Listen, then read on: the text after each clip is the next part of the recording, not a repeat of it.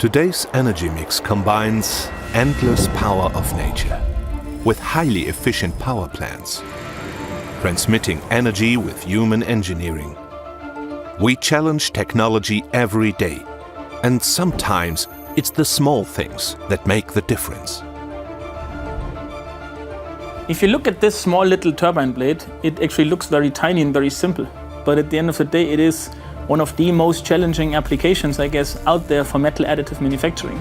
Not only did we simply 3D print an existing design of that blade and test it, but we also changed the design of the blade itself in order to improve the performance of the part. Together with years, we are working with the productivity improvement, with the, let's say, going down with the manufacturing cost, and I believe that we really can add value to both of us, and by doing this, support the rest of the industry.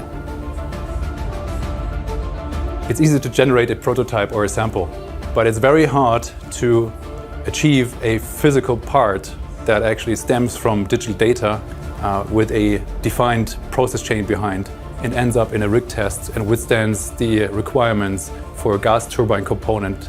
And this is something that we managed in this project. So now, with this technology, we really can speed up quickly, but what needs to be done? We need to change the mindset in our designers, so they need to understand this flexibility.